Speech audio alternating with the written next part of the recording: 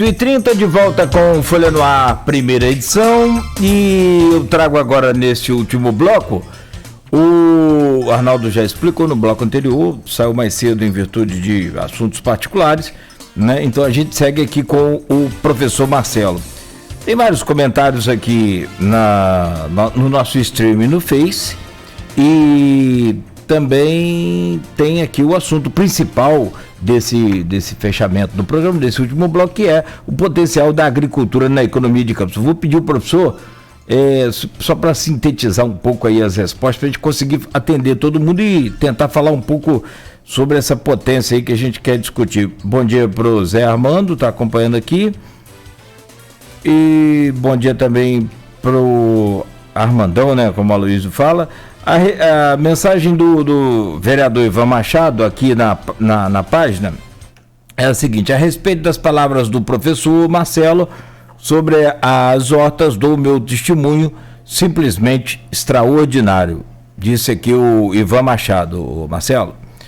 O Marcos Valério da Silva comentou também: nós técnicos em agropecuária podemos lecionar matérias técnicas, desde que com uma formação pedagógica complementar, e daí sim atuar nas escolas de campo. Naturalmente, com relação ao assunto mais do bloco anterior, a dominância da oligarquia, esse é dizer Armando Barreto, o Armandão, da Canavieira, entre aspas, falida, ainda dominante, principalmente nas decisões em nível macro, continua sendo a barreira para o crescimento, diversificação e desenvolvimento agrícola nas terras goitacazes. O professor vê como o futuro? É uma pergunta do Zé Armando, professor. Muito bem. Você está me ouvindo? Estou te ouvindo bem. Ok, perfeito. A primeira questão foi com relação ao técnico em agropecuária e atuação nas escolas do campo, correto? Sim. Ok. Para as ações de aulas práticas, o técnico em agropecuária, passando pelo devido aperfeiçoamento pedagógico, sim, pode atuar e deve atuar, porque principalmente quando se fala em pedagogia da alternância, é fundamental a participação do técnico em agropecuária, porque as aulas são ministradas nas propriedades rurais dos pais dos alunos, não é? Por isso que o calendário tem que ser diferenciado, não é? Você tem escolas na região serrana do Rio, não é? Em Teresópolis e Nova Friburgo, que aplicam essa metodologia com grande sucesso, não é? E são utilizados alunos egressos da própria unidade para serem tutores aí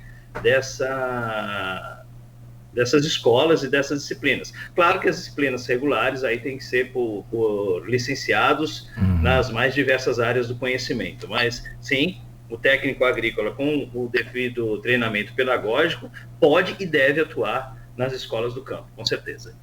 A outra questão do que o vereador agradeceu, o vereador Ivan Machado aí, que esteve lá, né, participa conosco lá na escola em algumas ações, e esteve lá nos visitando algumas oportunidades. E já que estamos falando aí de políticos, né, só mandar um abraço para o deputado João Peixoto, que nós estamos torcendo muito pela recuperação dele, recuperação não só dele, mas como todos os enfermos aí acometidos por essa Covid-19, não é? Mas o destaque é dado até mesmo porque uma das pedagogas da nossa unidade escolar é uma das filhas do deputado João Peixoto, a professora Jerusa. Então, um grande abraço aí, a torcida é grande para a recuperação dele e de todos acometidos pela Covid-19, assim como demais enfermidades. Aliás, eu me lembro bem, uma das últimas vezes que eu falei com o João sobre o colégio agrícola, ele fazia uma parceria aí com vocês, não sei se era encaminhamento de alguma emenda, enfim, sobre a questão da hidroponia. Como é que está esse projeto hoje? Sim, foi feita a emenda, foi aprovado o projeto do deputado, só que aí a liberação de emendas depende do chefe do executivo, né? E aí você já sabe, né? Nós não sabemos quem é o chefe do executivo. Sobre a pergunta Rapaz, isso aqui, como diz aquele menino do Esporte Espetacular, esqueci o nome dele, ele falou que aqui no Rio não pergunta se está podendo, aqui pergunta se está multando. Exato, Pois é. A pergunta do Zé Armando diz sobre a cana-de-açúcar. Polêmica essa pergunta dele aí. Então, sim, pois não. Pode. E aí entra justamente nessa pauta que é o potencial da agricultura na economia de Campos. Eu não sei se eu já falei aqui algumas vezes, Campos tem uma previsão de produção de abacaxi agora, para a próxima colheita, de 164 milhões de unidades. Você confere, Marcelo, essa informação? Sim. Né? Foi passada aqui pelo secretário. Então, é muito abacaxi, 164 milhões de unidades de abacaxi. Quer dizer, é mais um passo, mas não é tudo. E a cana-de-açúcar como disse o Armando aqui, a dominância da oligarquia pode atrapalhar? Ou é o futuro? Como você vê, né? Como ele pergunta aqui.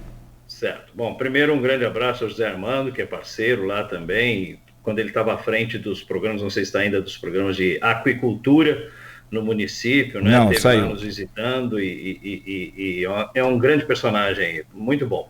Né? E o próprio secretário de Agricultura é egresso da escola, né? É ex-aluno, né? O Robson é ex-aluno do Colégio Agrícola. Assim como parte da assessoria dele lá, como o Leandro, enfim. Mas a oligarquia, né, da cana-de-açúcar, realmente, hoje, a diversificação, quanto maior, melhor, né? As monoculturas realmente não levam aí a uma situação ideal, se você pensar no campo produtivo para o futuro. No momento, ela pode dar um resultado imediato, mas amanhã ou depois, isso não há prolongação. Deve se extinguir totalmente a produção de cana? Não, porque você ainda, querendo ou não, tem um mercado consumidor disso, você tem usinas operando nisso, não é? Então, existe um comércio não só para as usinas, mas também para a alimentação animal.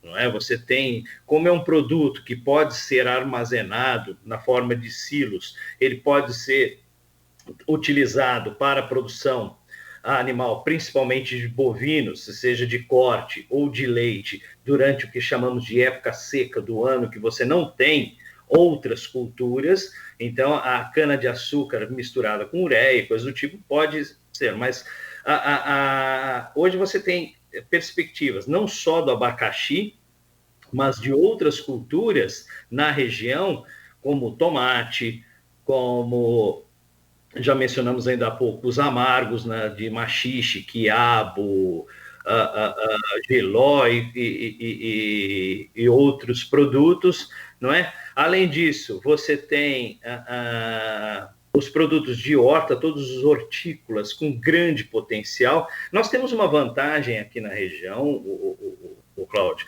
que primeiro, é plano. Segundo, então, assim, o custo de mecanização, não é, em termos de correção de algum fator da área ou até mesmo um simples arado, torna-se muito melhor. Não é? Então, a mecanização agrícola, que devido à nossa topografia, é fantástico. Depois, nós temos água. Nós podemos não ter o solo mais rico do mundo, mas nós temos hoje insumos, não necessariamente químicos que transformem aquilo numa máquina de agrotóxico, mas sim produtos hoje que podem ser aplicados e elevar a condições extremas de produtividade na nossa região, porque nós temos o fator principal, topografia favorável e água. Então, diversos tipos de cultura podem sim a ser implantadas na região. Você tem aí, a partir de estudos da UENF, em Cardoso Moreira, uma produção de uva que tem que ser mais estimulada até, não uva para a produção de vinho, mas para consumo in natura e produção de suco, não é? Por um trabalho desenvolvido, coincidentemente, na própria área da escola. Então, potencial agrícola produtivo tem. E Talva também produz uva também. Menor do que Cardoso um pouco, mas produz também. Pois é, então você tem. Tinha-se a ideia de que esse tipo de cultura é só em regiões frias. né? Então, aqui nós temos um potencial para diversificação de produção e virar um polo. Mas aí vem mais uma vez a palavra, qual é a prioridade? Não é? É manter-se no poder ou atender o povo? E aí eu não me refiro só à questão municipal, não. É esfera municipal, estadual e federal. Perfeito. A gente tem ouvido aqui muito os pré-candidatos, a gente ouviu os pré-candidatos, e um dos temas é levantado essa questão da agricultura, até bem de forma assim, diferenciada de outras eleições, onde se ouvia falar muito em segurança, principalmente Estado do Rio, né? Educação, saúde, aquela bandeira, são as bandeiras básicas de qualquer pré-candidato aí, enfim. Mas a agricultura voltou como um tema assim, bem interessante, e o jornal Folha da Manhã, o Grupo Folha, através do Aloysio Abreu, o jornalista Aloysio Abreu Barbosa, tem feito vários painéis sobre a crise econômica de Campos, não sei se você acompanha aí, Marcelo, e ouvindo vários empresários, eu perdi até conta de quantos painéis, né, ouvindo vários segmentos, todos os segmentos que, né, foram possíveis aí. E aí apresenta-se a agricultura como uma grande alternativa, já que a vocação é agrícola. Aí tem aqui até uma pergunta do Marcelo Sá, também pertinente esse assunto. Professor, quando teremos uma quantidade maior de produtos da região nas prateleiras dos grandes atacados e supermercados? Não seria os poucos recursos da prefeitura um dos motivos? E a tão sonhada estrutura do antigo SEASA, que não saiu do papel, daria um fôlego para a volta triunfante da nossa vocação agrícola?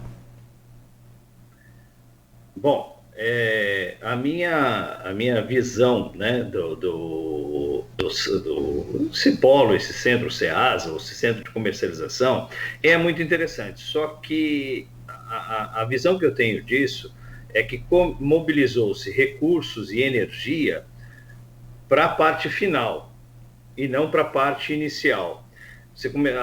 O que eu tenho ali que começou a construir a casa pelo telhado.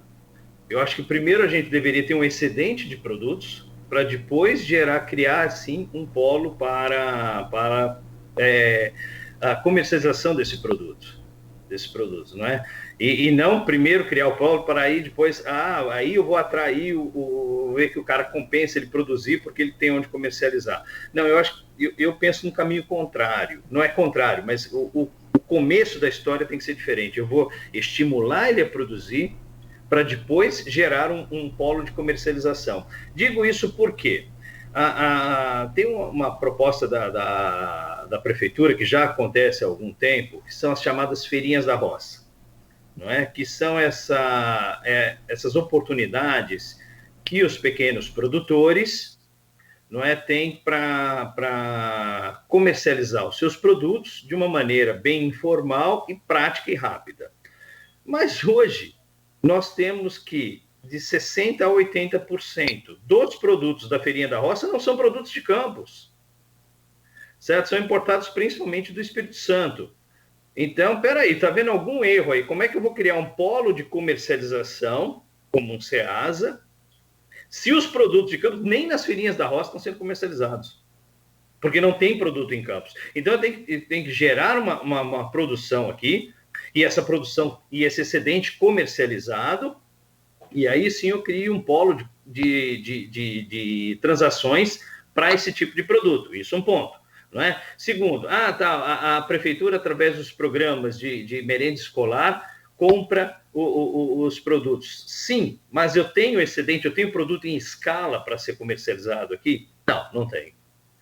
Então, aí volta a questão, eu tenho que incentivar o produtor a produzir, não é? E facilitar a produção dele para depois, logicamente, tudo dentro do mesmo projeto. Isso não é cartesiano, acaba uma coisa para começar a outra. Ela tem que ser contínua. Ou para produzir, aí eu já tenho o polo pronto para transação comercial. Beleza, tranquilo. Não é? Agora, eu vou ter problema de mão de obra. Bom, como é que eu consigo resolver a questão da mão de obra? Fixando o homem no campo. Como é que eu fixo? Dando condições para ele isso. Aí entram as escolas do campo. Eu tenho que atrair o jovem a não ir para a cidade, a não gerar o êxodo, e sim ele permanecer ou até mesmo retornar. Porque se ao êxodo ele vai para esses bolsões de pobreza, não é? E dali não tem nenhum estímulo a retornar para a área de origem dele, não é? Poxa vida. Então, e aí volta. Tudo começa por onde? Pela educação. Então, eu fortaleço as escolas rurais, eu fortaleço as escolas do campo, eu fortaleço a escola técnica e fortaleço o pequeno produtor a aumentar a sua produção. Lógico, dentro do ritmo dele, analisando cada caso sendo um caso. Gerei o excedente, comercializei nas feiras, pequenas feiras, as chamadas feirinhas da roça. Opa, tem um excedente para isso. Nisso já está sendo desenvolvido o polo de grandes transações. E aí a coisa tende a crescer. Mas simplesmente fazer essas ações pontuais, eu não vislumbro isso como um projeto, e sim como aproveitar uma oportunidade dentro de um cenário que vai ficar naquele ali. O cenário estava favorável naquele momento, sim, mas e para frente? Certo? Qual será a sustentação daquela proposta? Não que ela seja ruim, ela não é uma proposta ruim, só que e o momento era adequado, só que não houve nem uma estruturação para manutenção desse grande polo. Então, vamos começar pelo alicerce. O que é? Fixando o homem no campo. Como é que eu vou fixar o homem no campo? Dando técnica para ele produzir e garantindo que os descendentes dele tenham acesso a uma educação e os mesmos acessos que ele teria na cidade. Isso é através de investimento público, não tem outro remédio. Perfeito. Bom, são 8h47, nosso tempo já foi, né? Esgotou aqui, professor, a vontade de continuar. Depois eu vou pedir ao senhor, se puder, dar uma acessada aí no portal nosso, no portal não, na página nossa no Face. Sim, para que o senhor, ali tem algumas perguntas também, eu acho que da Noêmia, se eu puder, eu agradeço. E tem, sim, tem aqui só uma participação aqui meu Face fechou aqui, legal. Só para fechar também o programa aqui, um comentário do João da Costa Cunha. Bom dia. Só está faltando o Aloysio nosso ilustre Aloysio fazer o painel, ou seja, ouvir o segmento dos trabalhadores, os sindicatos profissionais, que também têm muito a contribuir com propostas, ideias e soluções. Meu caro João da Costa Cunha, em resposta aí à sua sugestão, o Aloysio Abreu Barbosa fez no dia 15 de agosto um painel desse com os sindicatos dos professores, né, servidores e também com o CIMEC, o Sindicato dos Médicos, tá bom? Então, para atender aí a sua solicitação, já foi feito desde o dia 15, foram 9 painéis sobre a crise econômica do município, que o Aloysio fez, que o Grupo Folha da Manhã fez, e a gente tem abordado aqui também no Folha no Ar, primeira edição. Professor, um forte abraço, muito obrigado, vai lá participar da sua reunião agora, né? O seu dia segue aí agitado, e qualquer novidade nos mantenha informado aí. Um abraço a toda a equipe do Colégio Agrícola Antônio Sarlo. Posso só dar uma palavrinha? Fechando, por favor. Bom, primeiramente, lógico, agradecer aí a oportunidade, né, e me colocando à disposição para qualquer tipo de questionamento, ação, o que for necessário, com relação tanto a mim quanto a relação à escola agrícola, né? A Escola Técnica Estadual Agrícola Antônio Sarlo, como eu disse, completa no dia 21 de setembro 65 anos, não é? E nós montamos, sob a coordenação da professora Viviane, que é uma especialista nessa área, e também, além de ser uma excelente professora da área de agricultura, e da agricultura sem utilização de agroquímicos, isso é fundamental, não é? Ela fez uma programação que está disponível no Instagram da escola, que é eteaas.agrícola. Né? Esse Instagram lá, na semana, que a gente chama de Semana do Técnico, tem uma série de ações, lives e entrevistas e depoimentos de ex-alunos. Nós estamos buscando desde de ex-professores, ex-servidores e ex-alunos, que alguns que se mantiveram na área com sucesso, outros que estão em outras áreas de atuação, mas que relatam toda a conjuntura histórica desses 65 anos da Escola Técnica Estadual Agrícola Antônio Sarlo, conhecida antes como CAC, Colégio Agrícola de Campos. Não é? Então, acho que quem puder acessar o Instagram, lá tem a programação da semana, e vai ser uma ação muito legal, de forma remota, porque estamos todos aí em isolamento social, mas tem muita história e muita exemplo, muita coisa boa lá. Não é? E aproveitar e mandar um abraço para eu não gosto de chamar ela de cogestora, porque a gestão na escola é uma gestão compartilhada, não existe, no papel existe diretor e vice, mas no caso com a professora Vitória, ela é tão diretora quanto a gestão é compartilhada, não é? E o apoio que nós temos aí tanto da equipe técnica, eu não vou citar mais nomes para não esquecer ninguém, mas a equipe de professores e servidores e colaboradores terceirizados, que todos têm uma visão muito boa da escola, ajudam, vestem a camisa, assim como os nossos alunos e familiares, tá? É uma coisa muito bonita. Perfeito. Muito obrigado. Um grande abraço, querido. Bom demais, um grande abraço. Bom dia, irmão. Obrigado. Folha no Ar, primeira edição, fica por aqui. Voltaremos amanhã às 7 da manhã no oferecimento dos laboratórios Plínio Bacelar e Clínica Proteus. A você de casa, a você que nos acompanha tanto pelo streaming ou pelo rádio, muito obrigado, tenha um bom dia. Continue conosco aqui na Folha FM.